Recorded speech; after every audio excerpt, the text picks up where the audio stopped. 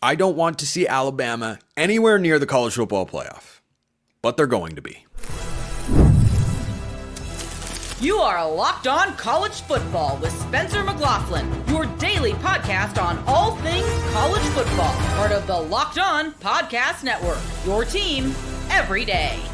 Welcome, everybody, to another episode of Locked On College Football. I'm your host, Spencer McLaughlin. Thank you so much for making this your first listen or your first view every day. Part of the Locked On Podcast Network, your team every day, and your daily source to stay up to date with the biggest stories in this, the greatest sport on planet Earth. No matter how many times it makes me want to rip out what little hair I have on my head. This episode is brought to you by our friends over at Game Time. Download the Game Time app, create an account, use code Locked On College for $20 off your first purchase. Yes, it drives me insane. Absolutely bat you know what crazy that Alabama is going to get serious looks. And did you see what Bret Bielema did? I have thoughts on that and the West Virginia coaching vacancy.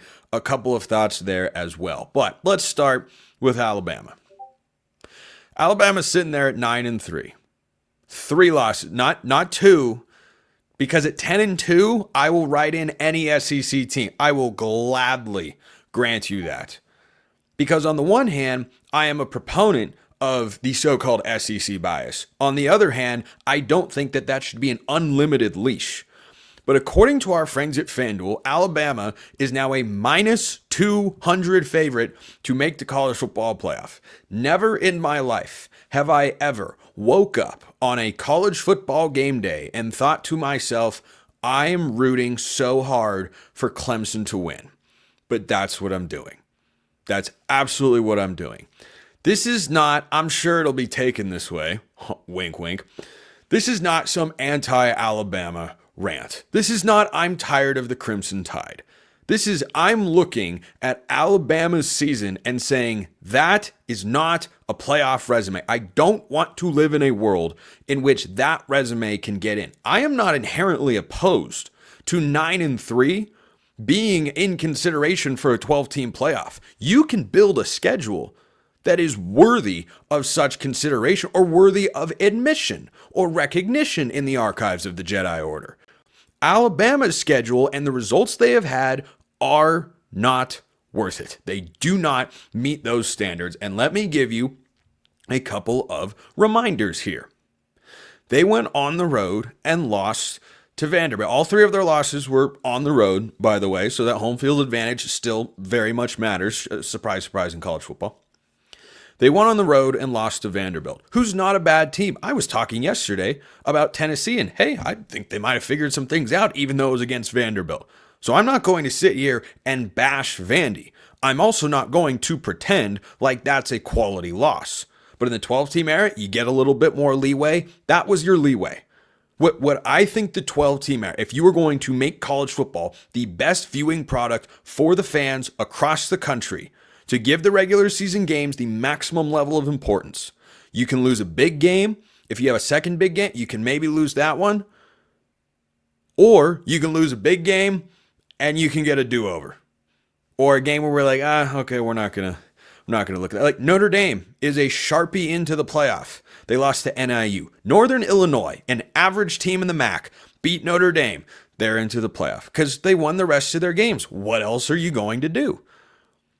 But with Alabama here, they lose to Tennessee. All right, I'm not faulting you for that. I'm not faulting. That was a great football game. It was competitive. You play that game 10 times, I think Alabama wins 5. Heck, I thought they'd win that game. They could have, but they didn't. Results have to matter. But if the committee puts 9-3 Alabama in the playoff, they're telling you certain results, we don't really care. We don't really care. Because that Oklahoma loss should be a black spot on Alabama's resume to the point where the playoff committee looks at what they have done this year and say, nope, we can't get past that. We can't get past that. Heck, I would put Ole Miss into the playoff before I put Alabama in. I don't want to put in either one, just to be clear, hence why I am rooting for Clemson. Because if Clemson wins, this is all simple. This is all moot. If Clemson wins the ACC, I do not... I won't say anything definitive by the College Football Playoff Committee. I do not believe 11-2 SMU will get left out in favor of 9-3 Alabama. I don't believe that will happen. I can't guarantee that. I really can't. SMU was in the American Conference last year. They're winning the ACC. What a year for newcomers, by the way. Just a quick side note. Texas is in the SEC championship game. Oregon's in the Big Ten championship game. SMU is in the ACC championship game. Arizona State is in the Big 12 championship game. These conferences are moving around. You got what you wish for. You got all these new teams. They're coming in and winning right away. It's just an interesting thing to note. But back to Alabama here. That Oklahoma loss is horrible. If that were their only loss of the season, in no way, shape, or form would I say the Crimson Tide should be excluded. Absolutely not. Because it'd be equivalent to Notre Dame. But that loss, it's not on the NIU over Notre Dame level, but boy, is it close. You can say the officials took 7 points away from Alabama. I'll agree with you. I will stand right there and I'll say that's one of the worst calls I have ever seen. That I've ever seen in a college football game. So let's give that touchdown to Alabama hypothetically. 24-10. You lost by 2 touchdowns to an Oklahoma team that just ended the season 2-6 in conference. You were incapable of moving the ball up and down the field. You were incapable of stopping a team consistently that threw for 68 yards with a quarterback. You couldn't get off. That was a horrible performance. It was an embarrassing performance for Alabama. It was worse than the Vanderbilt performance. It was far worse. But it just might not matter. It might not matter. Let me discuss the South Carolina factor here. And again, I don't love Ole Miss's schedule either. At LSU, not a great loss, but not a horrible one. They had 2 opportunities to win. It's a close game. That, to me, is kind of like a lesser version of Tennessee beating Alabama there. The loss to Florida, it's not a good loss. The loss to Kentucky, really bad loss. I would like for those games to still contain enough meaning to keep these teams out of the playoff. I just don't know that it's going to. But let me talk about the South Carolina conundrum for a moment, because South Carolina is red hot. They are scorching lava, red hot. Lenore Sellers is playing great. Beamer Ball's alive and well. I'm applying the same principle here. I want the games that we have watched and reacted to and discussed and that we have all seen play out on the field. I want those games to matter. Call me crazy, call me old-fashioned. I'd like for them to matter. Ole Miss beat the crap out of South Carolina. Alabama beat South Carolina. I know it was at home. I know it was only by 2 points. The result needs to matter. You cannot put South Carolina into the playoff over either team that have the same record. I know they've got bad losses, but they beat them on the field. That's got to matter above all else. I pray we don't get to that point. I really do. And I think South Carolina's had an awesome season. I hope they play a fantastic bowl game, win it, have a 10-win campaign, and back it up with a strong season next year because Shane Beamer's doing a really good job. I do not, under any circumstance, want to see Bama in the playoff, though it's pretty likely, at least according to the betting markets, that's how they're feeling right now that they'd get in. I don't want to see Ole Miss in there. I do not want to see South Carolina in there especially. I'd put Ole Miss in the playoff first, then Bama, then South Carolina. Bama and Ole Miss did not play head-to-head this season. Both of them beat Georgia. Ole Miss did so in a more impressive fashion. Then you start looking at the losses. Bama's got worse losses. Doesn't mean Ole Miss got a great resume. They definitely do not. But it is better than Alabama's. But go Clemson, go. Go Clemson, go. And for those wondering why, if Clemson beats SMU in the ACC championship game, it's a field goal point spread. I think all the conference championship games could be really, really good. I think they're all under about a 5-point spread. It's going to be great. Your 12-team playoff will look like this, in no particular order. Oregon, 1. Texas, 2. Penn State, 3. Notre Dame, that's team number here. Notre Dame, 4. Georgia, 5. Tennessee, 6. Ohio State, 7. SMU, 8. Indiana, 9. Group of 5 champion, that's Boise State or UNLV, 10. Big 12 champion, and Clemson is the ACC champion. That is what I would like to happen. And by the way, the Big 12 and the G5 champion would be getting first-round buys in all likelihood, even if Clemson beats SMU. So I'm worried. I'm worried that that's going to take place. I guess we'll just have to wait and see. Let me know your thoughts. I'm sure you all vehemently disagree, but that's what the YouTube comments are indeed for. Speaking of playoff resume debates, Bret Bielema. Illinois' Bret Bielema, who quietly had a really good season. Took his shot, stepped up to the plate, sent out a tweet and said, here's the case for Illinois. What should we make of that case? And the West Virginia coaching hire is, it hasn't been made yet, but it will be eventually. That's all coming up next. First, let's talk about Game Time, which has Game Time picks. Do you know what that does? It makes getting tickets to see your favorite teams play live even easier. Do you want to go to a conference championship game this weekend coming to a city near you? Game Time's a place to do it. Game Time Picks filters out the fluff to show you only incredible deals on great seats so you don't have to waste time searching through thousands of tickets. Curation makes it easier to save more on anything you want to go see. Sports, concerts, comedy, theater, etc. It's all there in Game Time. Plus, they give you a panoramic view from your seat in the app before you buy. Take the guesswork out of buying tickets with Game Time Picks. Download the Game Time app, create an account, use code LOCKEDONCollege for $20 off your first purchase. Terms apply. Again, create an account, redeem code LOCKEDONCOLLEGE.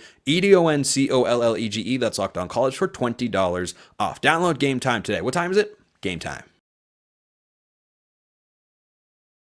So Lane Kiffin went out on Twitter and is actively lobbying for Ole Miss to get into the college football playoff. As I stated earlier on the show, if I were voting, I'd put Ole Miss in over Bama if it came down to it, but I'd prefer a world in which that decision doesn't have to get made. But Bret Bielema comes out with Lane Kiffin tweeting things about South Carolina lost to the both of them and their best win is against Clemson. Ole Miss. He tweets all this stuff with outscoring opponents, and in the 3 losses, Ole Miss was outscored by 13 points. Bama was outscored by 33. And makes some good points in there in favor of Ole Miss. And then Bret Bielema, the head coach at Illinois. I mean, what a world! I didn't see this one coming. I really didn't, but I found it fascinating. So Kiffin's tweeting this stuff, and Bielema responds to him. And I quote, "I couldn't agree more at Lane Kiffin. Here is a thought for the college football playoff.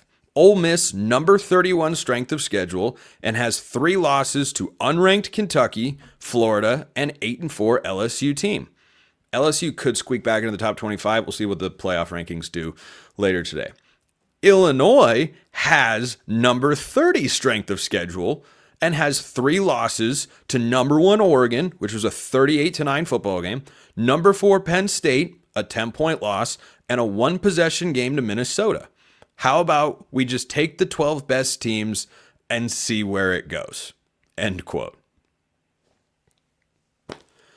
Welcome to the obvious reality of the college football playoff. Which good but not great resume should get in over another good but not great resume? We used to debate one great resume versus another, and it could come down to something like head-to-head, for instance, or who wins a conference championship game. Now we are debating who has the better 3-loss schedule. So if you're someone who's of the belief that a 9-3 SEC team should automatically be in over a 9-3 Illinois or a 10-2 BYU. 10-2 BYU, by the way, I'm going to talk about this more on tomorrow's show, but 10-2 BYU has a win over, who is it? Oh, that's right, number 8 SMU and potential ACC champion. I'm just going to throw that one out there, let it sit in your head for just a moment. But if you were of the belief that one of those 3 SEC teams should be the 12th and final team to get a slot in this new college football playoff, which point do you find invalid from what Bret Bielema raised in response to Lane Kiffin? Which one? You can look at the losses and say, well, I mean, they were clearly outplayed by Penn State. I'm not disagreeing with you. Oregon dominated them. That's the number 1 team in the country, the only undefeated team in all of college football, in a 1-possession game to Minnesota. If the argument, which Lane Kiffin cites, by the way, in his arguments laying out why Ole Miss should be in the playoff, Lane Kiffin puts in there in the 3 losses, so we can discuss what the losses are. What's a better string of losses? A pair of defeats to 2 of the top 3 teams in college football at the moment, plus a 1-possession loss to a solid Minnesota team, or what Ole Miss has got to put on their resume.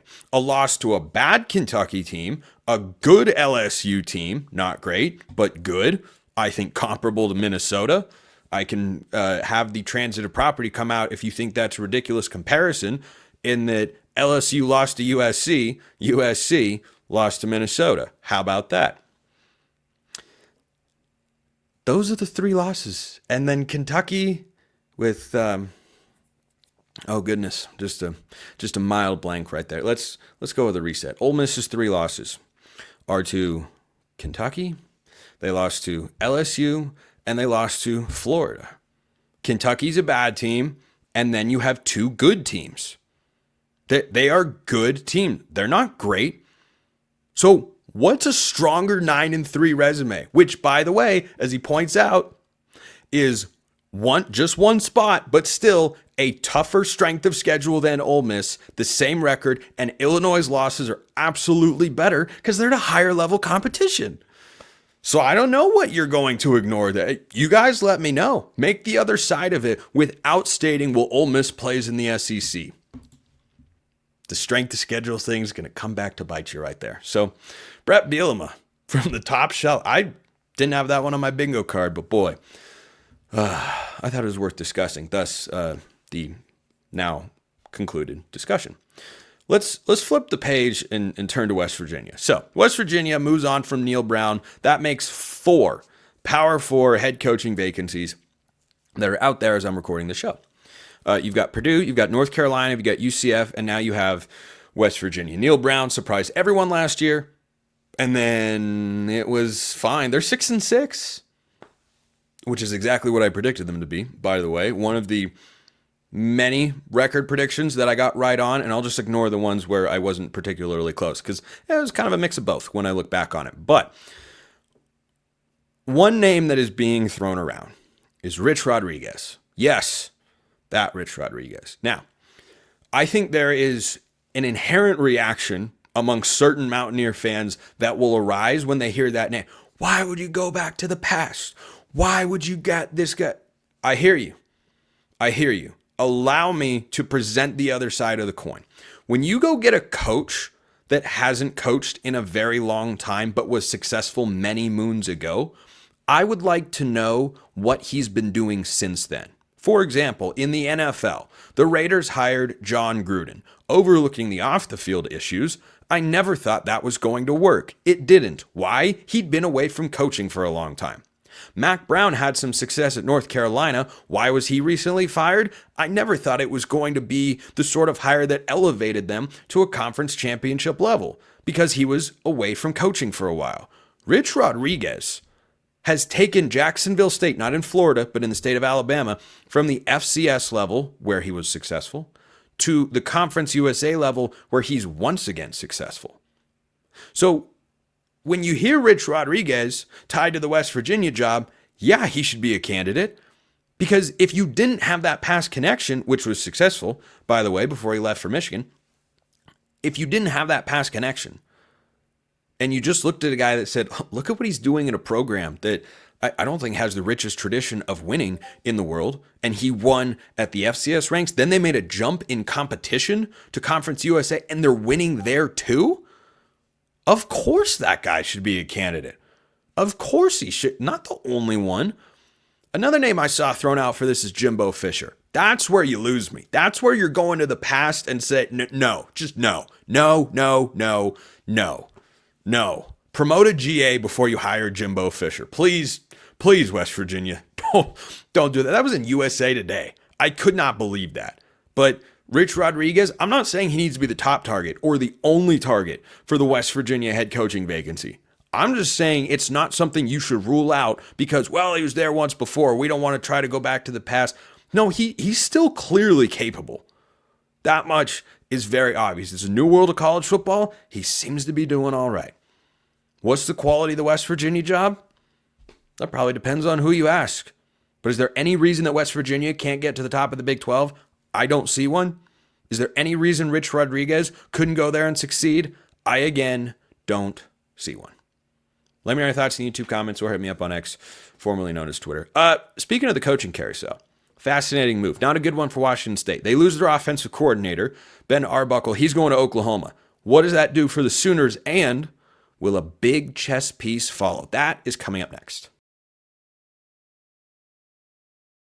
First, let's talk about FanDuel. They're America's #1 sportsbook. Do you want the #2 sportsbook? Number 3? Number 4? No, you want the #1 sportsbook. That is FanDuel. Right now, new customers can bet $5 and get $150 in bonus bets if you win. The FanDuel Sportsbook app gives you everything you need to place live bets on the NFL all in one place. So when you get a hunch in the middle of the game, you can check out the latest stats, view live play-by-play, and so much more on the same page where you place your bets. Just visit FanDuel.com to join today. You'll get 115 bonus bets if you win that first $5 bet. FanDuel.com, that's the place to go. You never want to waste a hunch, and you want to make every moment more with FanDuel.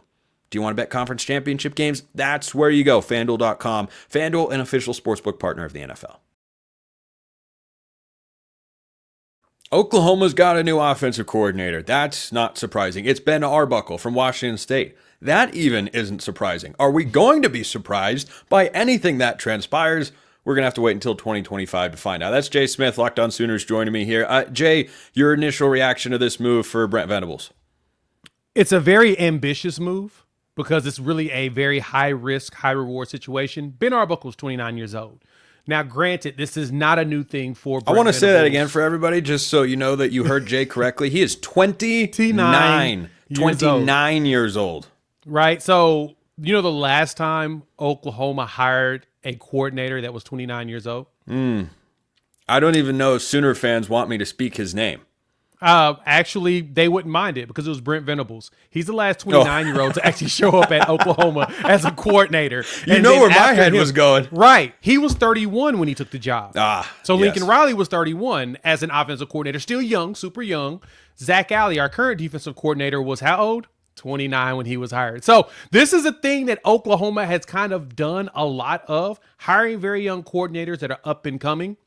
So I like the hire overall, and it feels like this is something that Brent Venables really wanted. His style of coaching is very adaptive to whoever is on the field or his personnel that's available. He goes from air raid to West Coast to pro style. He says that he does a lot of different styles, and his goal is to really just push it down your throat as much as possible.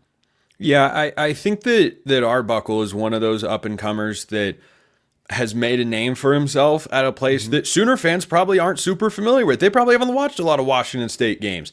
Here's what you should know about the Cougs this year for any Sooner fans out there. 2 things, and I say this as someone who watches a lot of Washington State football and has over the last couple of seasons.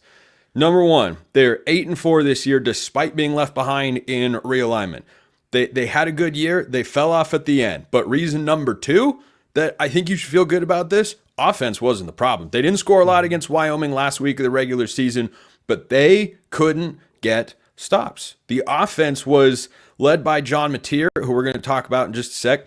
But I like this move. The last, if you want a good omen, Sooner fans, the last coordinator hired from Jake Dickert's staff to a higher level conference was Brian Ward, who is currently the defensive coordinator at Arizona State. This guy, Jake Dickert, who's in the Big 12 championship game, as you may remember, the once and future conference for the Oklahoma Sooners. But Brian Ward has done a really good job. And both these guys were under Jake Dickert, who's a really good head coach. Really, really good head coach. So I think he's coming from a place that runs a high-level operation, that does a good job. It's a good staff, comes from a good spot. This is certainly a big jump, but I think when you look at this hire, Jay, it might not be the flashiest name to everybody in Sooner country, but this guy's track record over the last couple of years, offensively, it's really good. Oh, absolutely. And think about it. Cam Ward came from there, and Cam Ward speaks very highly of Ben Arbuckle and helping him to grow into the quarterback that he is today. That's a huge deal. And then John Mateer as well. Like you said, back-to-back quarterbacks out here throwing 3,000 yards and very heavy running as far as the quarterback goes. Mateer has, 826 rushing yards this season. So statistically, they've got a very high potent offense. Hell, let's put it this way, Spencer. Let's just go ahead and just lay it out there. This season right now, Mateer has 3,970 yards. That's going to be roughly area, right? That's what he has just himself. Oklahoma's produced 3,800 yards of total offense with everybody. So I don't mind having a guy that could do everything that we did in an entire season by himself. Why? Because it would be nice to have that type of offense today. We've gone through all kinds of issues, all the health stuff, but the good thing is it's very rare for a team to go through the health problems we went to 2 years in a row. We'll at least have one season where that's not going to be that big of a problem. Then it may come the year after. But it's rare that you have it where it's like consecutive years like that. I like what Washington State has done in what I've watched. Like, I watched a lot of Washington State when Cam Ward was there. He was kind of my dark horse player, especially when I was doing Bleacher Report stuff. So I kept an eye on him, and he was cooking. Now, granted, he did fall off the cliff the second half of the season, kind of like he did over here in Miami this year, but I don't blame him fully. No, I don't either. I think it's at a certain point, like you said, the defense, if they're not getting stopped, it's just things just don't work out. Yeah, so if you're going to levy a criticism against Ben Arbuckle, it's valid but unproven. That criticism is he has not developed a running game. Yeah, that's true. There has been no running of the running backs at Washington State. They might as well have lined up 5 wide on every single play and run the ball with receivers and on fly sweep. Like, they could not run the ball. But here's again the optimistic look at that. Like, I think that's a question, whether he can coordinate a balanced offense or if it's just quarterback centric and you got to throw the football and whatnot. Cam Ward, when he was up at Washington State, was a really good player for 2 years with the Cougs. But when he had his problems, I looked at that and said, I don't think this is all Cam Ward, because he doesn't have a great offensive line. He does not have a running game. Now he goes to Miami, where they can run the football, where he's got much better support. Most importantly, up front, Washington State had good receivers, but they did not build a great offensive line. I think that was just a tough thing to do up in Pullman. So that's the question that I have, is how is he going to approach that aspect of the Sooners offense? Because I don't think, we saw Mike Leach, RIP, forever and always Pirate. Yes. We saw him have some success with the air raid, but you're not gonna go to where Oklahoma wants to go if you can't run the football. So I'm curious how that works out. You have to be good up front, of course, but schematically, we haven't seen Arbuckle have a strong run game yet. No, and I totally agree with you on that. The one thing, though, that's good for Arbuckle coming to Oklahoma is that Oklahoma always finds a way to have some sort of a run game in some capacity. I mean, we watched them do that against Alabama in some magical way, was able to just formulate some sort of a 200-plus yard rushing game against a defense that actually is pretty good. And we've seen them beat teams to a pulp in some situations. We've also seen them give up a lot of yards. But I digress. What we does get out of Arbuckle is he brings that in. He's still going to have a supporting cast of coaches like a Bill Beatonbow, who is very infamous in the NFL circles around how he's been able to take nothing and make something out of it.